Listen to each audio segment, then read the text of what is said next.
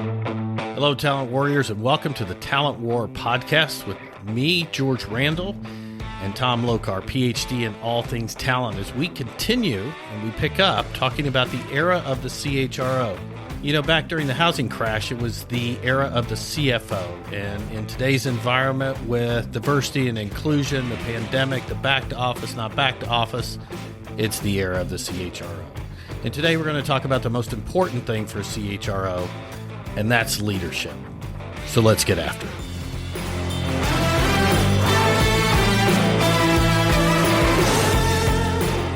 So as I welcome Tom, that is the first thing that we're going to talk about in the era of the CHRO is driving a culture of leadership, and how important is it that head of HR, and you had a great call out from our last episode, which is the head of HR, the CFO, and the CEO, that trifecta is going to drive everything. So when it comes to being a leader, how important do you think it is that leadership is the bedrock skill of those leading the human capital function?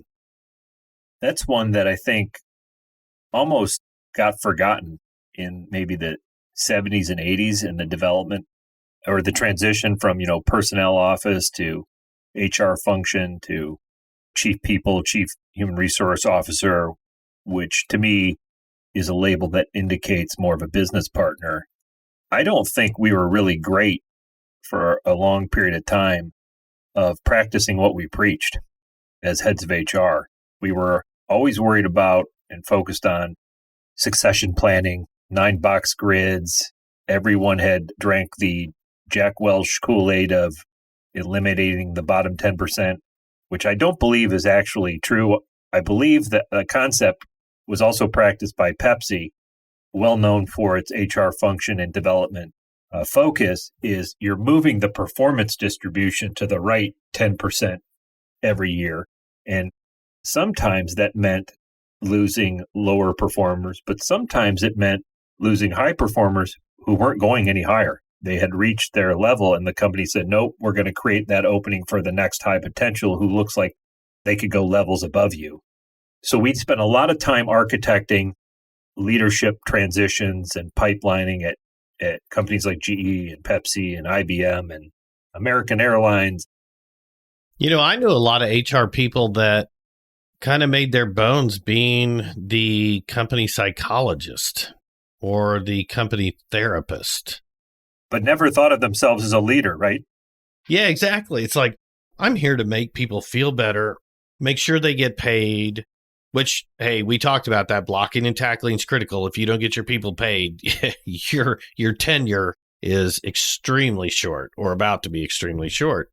But yeah, I mean, it was like we weren't necessarily the conscience of leadership. We weren't necessarily leaders. We were, I think that, there were some companies that I was in that was almost the nanny state for HR. And I'm not trying to poke at people intentionally, but yeah, we got wrapped up in all that stuff. And then there was that kind of psychologist, or maybe they were like the hairdresser, where people would come and confess their challenges, their sadnesses, and all of those things. And it gave gave a new definition to soft skills. It really emphasized the soft side of HR. And we didn't do ourselves any favors back then.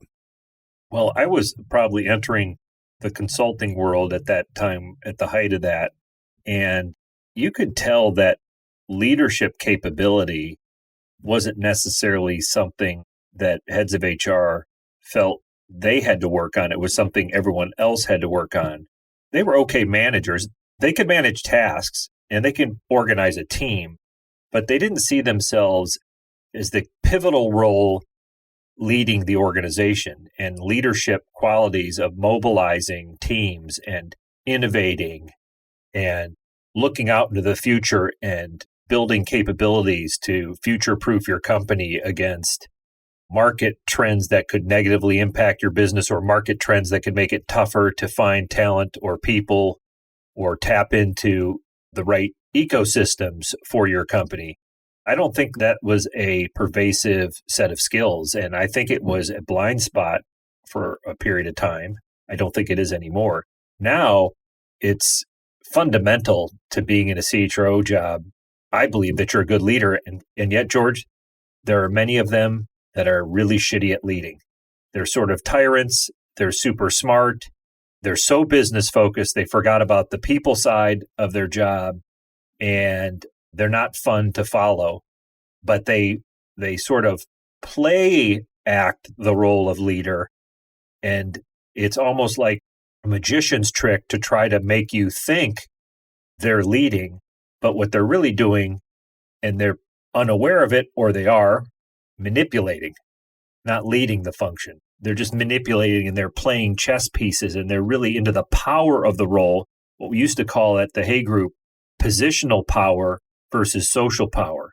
So they're into the power that comes from status and being in the job and having all these people reporting to them versus the social power. How do I mobilize this group of people across the globe to deliver value to our leaders, managers, employees to drive great customer results?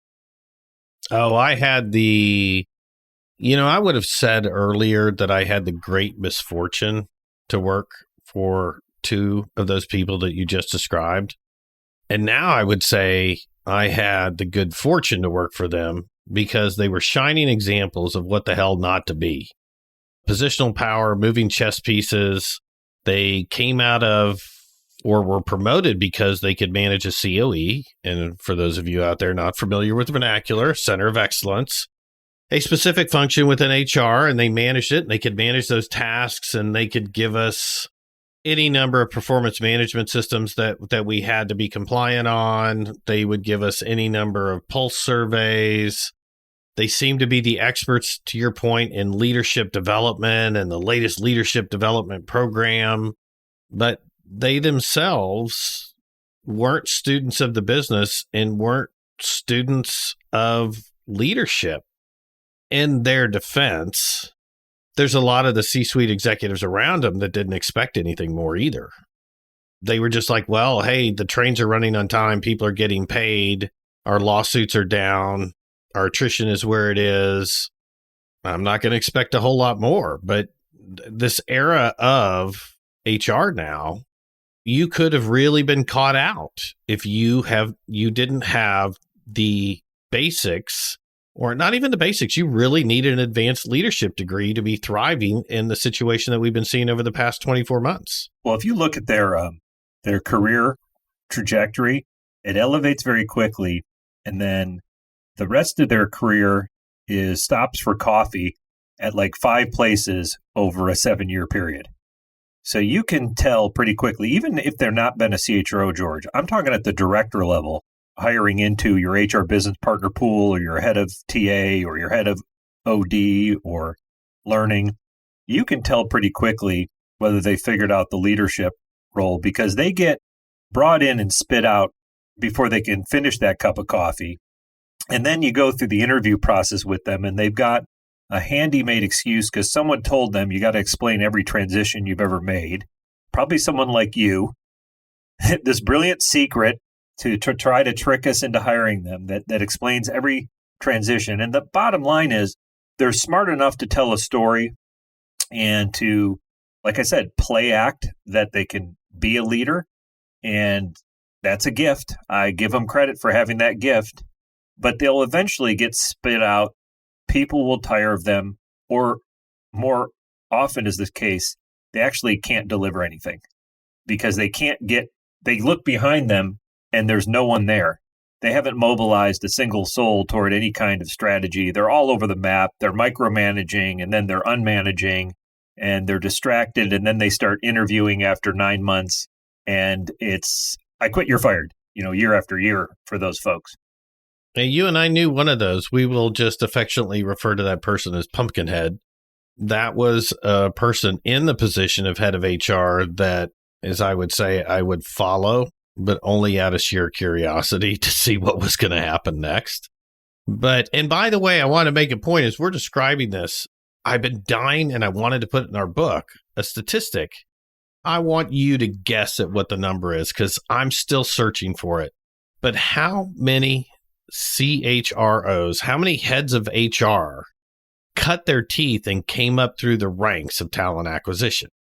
Because I'm of the belief they just never come out of my function. Once I was in talent acquisition, it's kind of like, okay, once you get to be VP, that's it.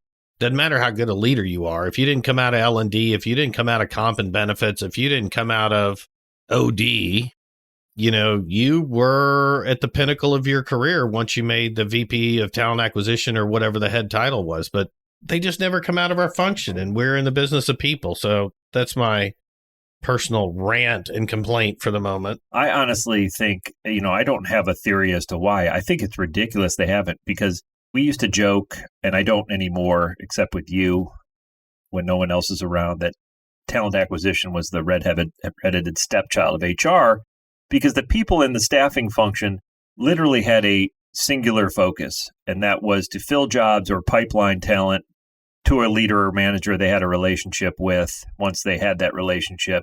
Otherwise, it was not different than... We were always a body shop. Right. In worst case scenario, we're a body shop, and I've made some inappropriate jokes about it myself, but... No one had to understand the business and the jobs in that business better than staffing. I think one reason is, George, is people in your role love that job. They just love it, and to have to deal with the headaches of comp and ben and salary studies and equity design and performance management programs. God help me if I ever have to design one again. Employee surveys, they like the data, but they don't want to run the survey.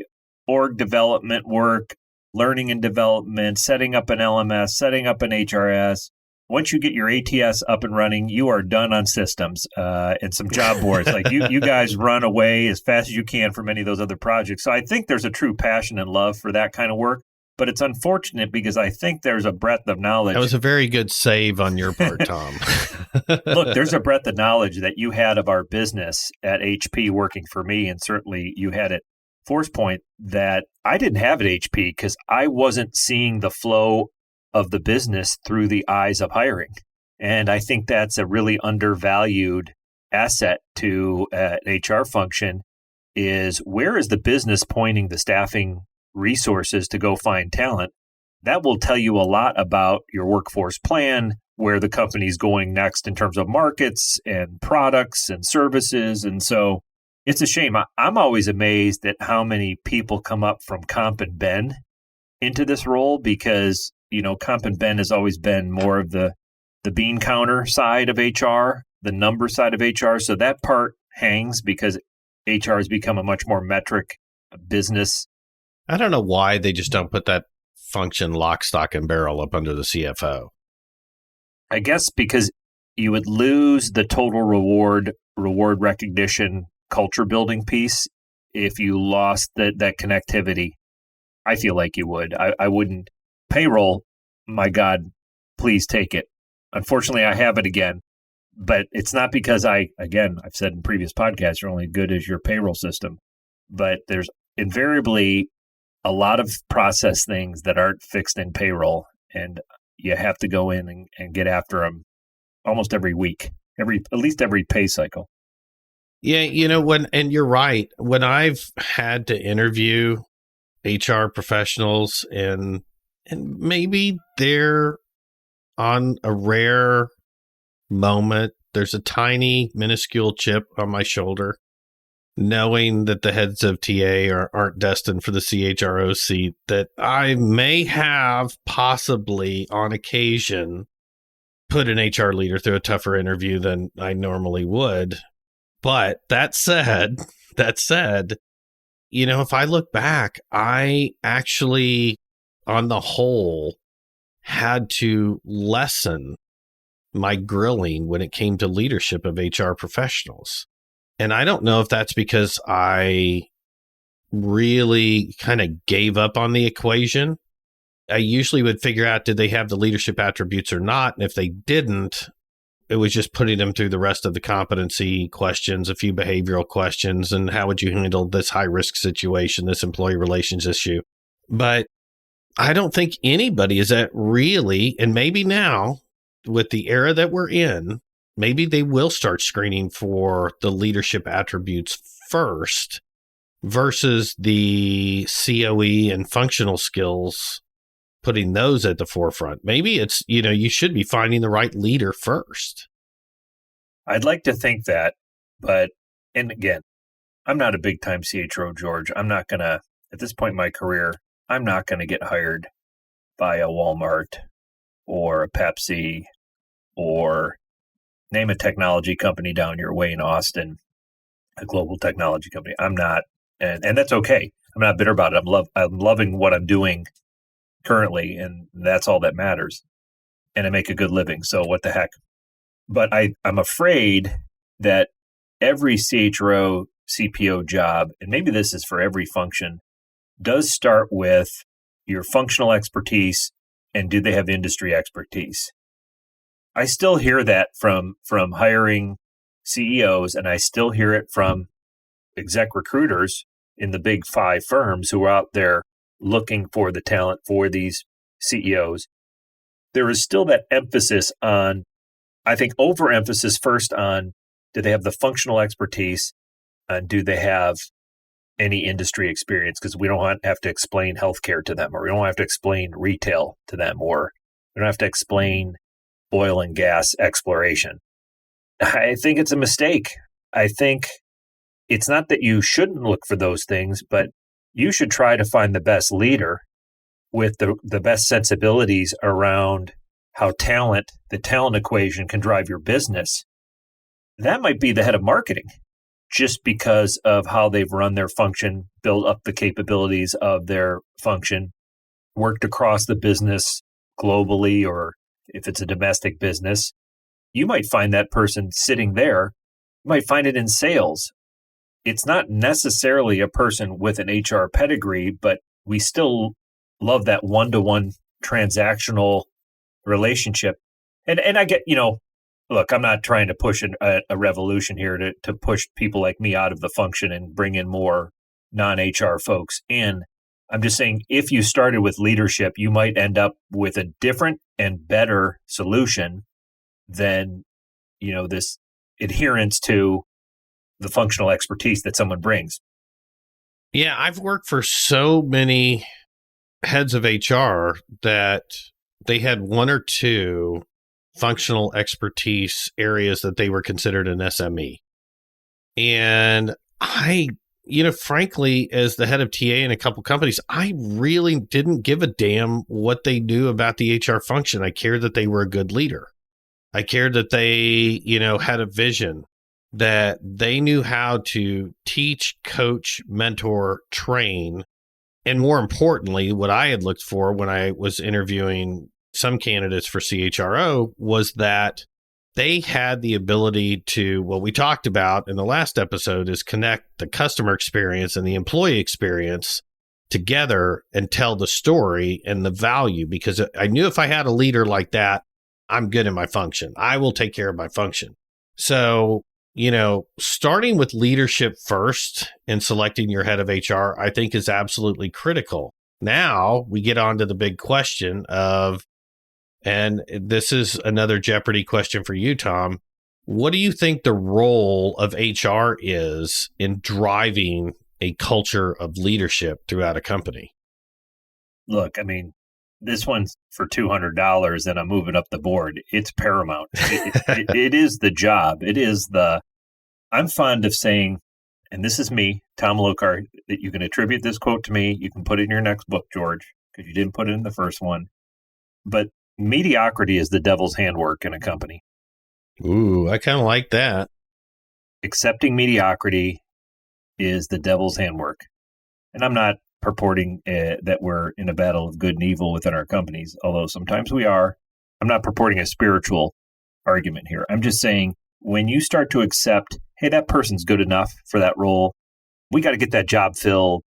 We have a burning platform in sales. I can't wait for months.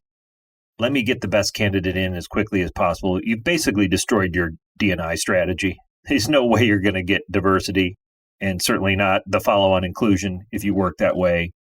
The role of HR, and a lot of people believe, and this is not just my perspective, smarter people who have researched this, people that have worked in this space as a thought leader, as an architect of these kinds of systems, I'm thinking like a Ram Charan or his partners, Steve Trotter at GE, or even Stephen Covey, you name it, Peter Drucker, the HR gurus of our time, Gary Hamel, and so forth.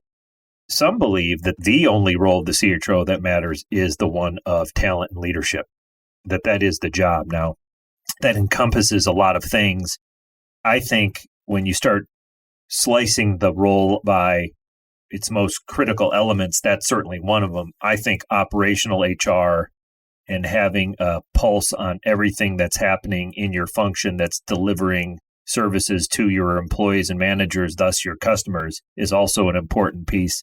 I think the modern HR leader has to be attuned to technology. I think there's a lot more happening in the application space between my employee and manager's hands, the HRS, and things we can deliver, solutions we can deliver to them through apps that connect one to the other, that can make things like regular coaching and feedback and recognition and evaluating on the fly someone's compensation and benchmarking it against your company's salary data, and as a manager, very quickly coming up with a solution for retaining an employee who's looking at another option. And you do the checkoff with HR, but all that stuff it can be happening here. I think that's a key skill a head of HR has to have. And then they have the fourth, to me, is business acumen. I would put leadership and talent right at the top, but I think we do a disservice to other aspects of the role when we say it's the only thing. But once you get all those other things, get them running smoothly, the talent leadership job never ends. There's always a way to move that performance curve, that expectation curve of a performance of leadership, because you're not going to have a sustainable culture. You're not going to have a culture of excellence. You're not going to have employees that are absolutely popping like firecrackers to come to work and to stay late to meet or solve whatever customer need is there. You're not going to have that without great leadership. And in the C team, you're playing the role as a leader. So you should be, in your own behaviors, exemplifying the competencies and values of leadership in your company. But at the same time, you got to be circling around the team and coaching and advising and pushing those folks to do the same. And that all goes all the way up to the CEO and having those uncomfortable conversations. And so it's a complex role for the head of HR to drive leadership throughout the company. Systematically, there's lots of tools and approaches for building leadership capabilities top down, but the complexity comes when you're working across that C team. I know sometimes I can be a little bit of a Pollyanna when it comes to expectations of leaders, but I kind of figure if you're earning the big paycheck that I should be able to expect more. And I've always wanted to work for HR leaders that were passionate about leadership. The ones that literally were walking the talk on company values, the things that were most important, versus the leader that knew where the company values were hanging on the wall and was able to add them to whatever the latest corporate communications email was going to be, or the latest all hands slide deck. So we'll include the values. I've always had these high expectations of leading the function, that they had to be a leader walking the talk. And for me, the people that I see as leaders are the CEO, the CHRO, and the COO. Those were the three people to me that I always wanted to see it from. Chief Marketing Officer, the CFO, Chief Product Officer, maybe not so much, meaning I wanted them to be more good at the function. Chief Product, understanding, milestone development, R&D, the interface with customer service and sales. And I wanted the Chief Marketing Officer to be just, absolute rock star, putting a brand out there that both highlighted our product and highlighted our people and our culture.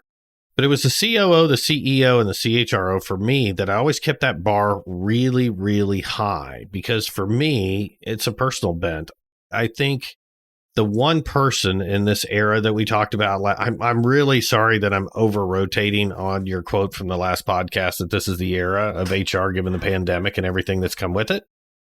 I think this is the time for the HR leader to be absolutely passionate about their own leadership and the leadership in the company and developing a legacy of leadership. This is the time. I got to be careful that we don't get too wound up because we're going to have to edit down the podcast if I start bitching and griping about the current performance management systems that are out there and leadership essentials. Oh my God, last company I was at, we had to go through this course, Leadership Essentials. And it was for senior managers, directors, and above. And I remember looking at the head of L&D and the CHRO, and I said, you think it's a little bit late to try to pull the pie out of the oven and rebake ingredients into it? Why aren't we starting at the very basic level and building better leaders and building better managers? People get promoted into management all the time and have had zero leadership training. And so anyway, that's my little rant that this is the time for an HR leader to be absolutely passionate about leadership on every single level, because that's what's going to make the difference. You know, when we come across times like COVID or whatever the next pandemic is, or whatever the next great political divide is going to be, or whatever the latest riots and upheaval are, this is the time where if you're passionate about leadership, this is your time to thrive and your time to make a difference. Amen. Man, that was well said, George. I couldn't agree with you more. and I won't overtalk your comments. We should just leave it at that and go on to the next question or call it a close, because that was inspiring. Totally accidental. I get fired up on these topics, and I'll say on every podcast, I've enjoyed the most of my career in this function. And nothing is more dynamic and fluid and ever changing and ever challenging than people. So, you know, kind of had two more things that I wanted to cover up is how do you think we best start holding people accountable for leading and delivering better? You know, what is it in our toolkit? What should we be doing that is driving better leaders in a company? Performance management sure as hell ain't working. We know that. I think it's really tying leaders more to factors outside of EBITDA, which is absolutely important. You can't have a business. You can't pay employees. You can't develop employees. You can't do things in the community. You can't do things beyond your company strategy without profit. And that assumes a steady revenue stream. But I think we've got to start thinking about company leaders and the measures of what they do past the quarterly and annual earnings to, and I'm actually going to pivot here because I think you got to start tying it to what is it our customer is paying for, and how do I measure leadership's impact on what they're paying for? And I'll give you a good old example from our prior life, George. The sales teams, business development teams at HP Enterprise Services would sell a BPO project or a call center project or an outsourcing project. And I'm going to talk about a small one, right? It had a 2 to 5 year window.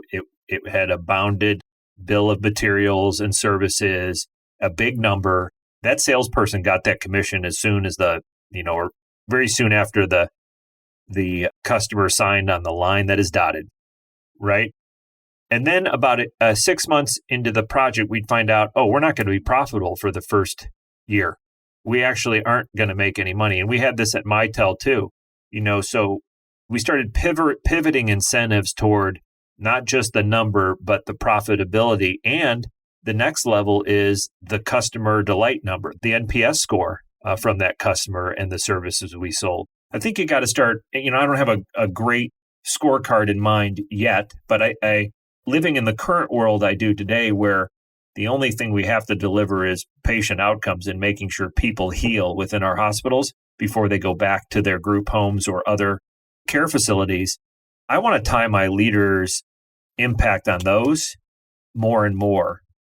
And yeah, they have to run a good hospital. They have to run a profitable hospital. But we have a really well-defined, balanced scorecard at Oceans. And I think you got to start looking at that at a lot of companies and saying, this leadership impact is more than just the bottom line. There's other factors. And some companies, it might be community outreach. It might be the management of the carbon footprint of the company, whatever those other factors that have become important to your company's operation beyond your strategy. I think we're going to start, maybe I'm future casting, but I think we're going to start expanding, the assessment and measurement of leadership on those other factors. The other answer is threaten them, of course. Yeah, threaten them. We could always do that. Modify their pay when they're not looking. For me, one of the things that I was batting these ideas around with this HR leaders, I said, we do these climate and these pulse surveys all the time. I want to do just a leadership survey. Why aren't we asking our employees, are we leading well? Why don't we just ask the straightforward questions about leadership? Are you getting the coaching, the mentoring, the training? Are you getting the leadership? Are you getting the communication? Are you getting the feedback from your leader? 10 simple questions for every single leader. I would love to see HR lead the charge and find a way to develop a scorecard to say, how are our leaders doing on the basics with people? I think the bigger scorecards and all those other things, of course, the business metrics, absolutely important. But I think sometimes evaluating and championing leadership attributes gets lost in all of the myriad of tools that HR is bringing to the table sometimes. And I don't think we just drill into it. It's kind of one of those things, and I know that this sounds stupid. It's probably ego and tooting my own horn, but I remember as the head of TA, I don't even know how many tools are recommended to me to do my job better on a weekly basis. It's 50 if I don't include the latest and greatest AI pitch. And then I'm into the 150, 200. But I remember talking to my team when I first came in and they said, we need A, we need B, we need C, we need D, we need all of these tools. And I said, how about we just do the basics first and get really, really good at that? And I think everything when it comes down to holding our leaders accountable through the latest performance management tool, the latest pulse survey, the latest, oh my God, I just took a survey today is one of the last ones in the company that I was at about how are you feeling supported during COVID? How do you feel? And what are they going to do with that data? Yeah, it's not, who gives a crap? What are they going to do? The pandemic's over. So are you going to? Yeah, the horse is already out of the barn, for Christ's sake. You're going to bring masks back because I felt unsafe recently, but even though we're all vaccinated. And you know what the success metric is on that one? The success metric is the participation rate on the survey. One of the greatest challenges about holding people accountable is learning how to get being the example for all things leadership, for evaluating, for championing and valuing leadership and building better leaders and managers from the basics up, not waiting until they make director or VP to send them off to some leadership course. Start building leadership and holding people accountable at the ground level. I think that is one of the best ways that we can demonstrate our value as HR leaders in doing that. But I know I've probably opened up a Pandora's box. So I'm just going to say something slightly more important than what you just said, but don't be offended. I'm rarely offended. You grew up as a skinny kid named George. It's hard to be offended. Why is George pejorative for you? Isn't that a great name? Well, when I grew up in whatever decade I grew up in, when you heard the Georgie Porgy pudding pie, but then I had braces, I had the whole acne thing going on. I was the full package. George. What's your middle name? 6 feet tall, 132 pounds. It was pretty bad. What's your middle name? It's brutal. Your middle name's brutal. What was your question, Tom? What was your question? What's your middle name? I'm named after my father. I'm a junior, Lawrence. George Lawrence Randle. That is a great name. Do you want to ask me what my middle name is? Because my first name's Tom. I'll take middle names for 400, Tom. Jerry. I'm Tom and Jerry in the same person. Hey, that's pretty good. You know, if there are anybody, millennials or Gen X or Gen Z, whatever the hell generation we're in, they are not going to know that reference whatsoever. But they just put a new movie this summer. Did they? This past winter. Oh, yeah, man, Tom and I Jerry. love that show. It was awesome. It was a live action cartoon. It was actually pretty cute. But what I was going to say is you did open a Pandora's box, and I'll close it very quickly. And that is being a great head of HR, being a great leader in HR doesn't come from a script. So when I hear about surveys like that and they're going for participation rate, or they just feel like they have to ask the question so that they're perceived as asking the question about feelings, that sort of script may or may not tie to the business strategy. My pushback is, do you know whether it ties to the business strategy? And again, this could be one where you're pulling back and you're saying, well, we have to have a safe work environment for our employees to feel productive and to be able to focus on customers. Okay, I get that. Is that a critical question you needed to ask because of that? I'm guessing it's not. And you can go through the whole, what I call a wheel of HR around organization effectiveness, talent management, leadership development, HRS and tools, talent acquisition. You go around that whole wheel and you can pull out scripts and say, I'm the head of HR, I'm doing the scripts. And that's what a lot of HR leaders I see, because I interviewed with a bunch of them over the past couple of years or interviewed them to work for me. And I'm not interested in scripts, and nor is your CEO. Your CEO wants to know you're going to pull levers that match what your human capital needs to drive your business results. Forget the script. If you've got a couple of tools that you like, I happen to like Workday better than most HRSs. It's a behemoth and pain in the ass to implement, but I like the way it APIs to other things in the cloud, what I consider best in breed tools. But I'm not going to pull that lever here at my current job where we're on a different system until I have a business need to do it. And right now there are other things to fight. But I see a lot of script leading heads of HR, and it drives me nuts, and it leads to survey questions and employees like that. And I think you lose credibility because when your leadership team, they're just not telling you, they got that survey too. And they're going, what? What is Tom asking us? How do I feel? And they're behind your back. Trust me, they are. They're laughing at you. Yeah, I think, and it becomes, okay, well, we're going to patronize them and do this survey one more time, but. Yep. And then the table starts to shrink. And next thing you know, there's Thanksgiving dinner and you're in the other room, sitting at a crayon and painting table for the kids while the adults are in front of the board carving the turkey. Yeah. How's that for an analogy? That's beautiful.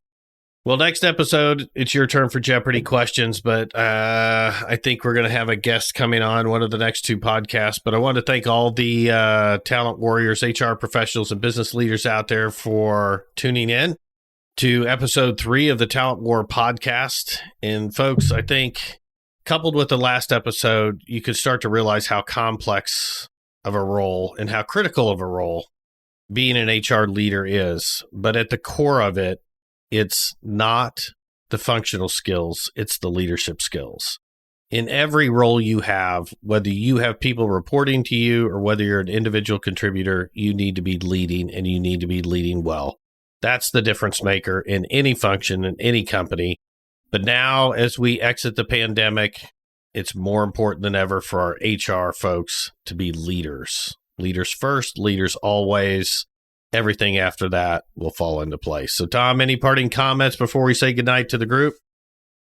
No, George, but thank you. And again, future talent leaders, HR leaders, stay focused on the things that matter to the business, and you'll win. Amen. And with that, we hope to catch you on episode 4 coming up to a theater near you soon. Good night. And thank you for listening to the Talent War podcast, where we discuss all things talent, focusing on having a true talent mindset, which is the core belief the only true competitive advantage you can hope to achieve and maintain is your talent. Join us for the next episode of the Talent War podcast on Spotify, Apple Podcasts, or wherever you download your podcasts. If you like what you heard, subscribe, and please leave us a kind review. Do connect with Mr. Dr. Tom Lokar and myself, George Randle, on the Talent War Group's LinkedIn, Facebook, or Instagram account. And by all means, send your comments, inquiries, and any ideas for controversial talent, HR-related topics to media@talentwargroup.com.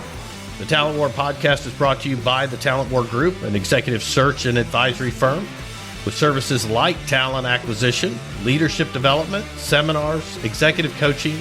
Basically, we work with you to bring talent solutions to business problems. And to get started, visit us at talentwargroup.com.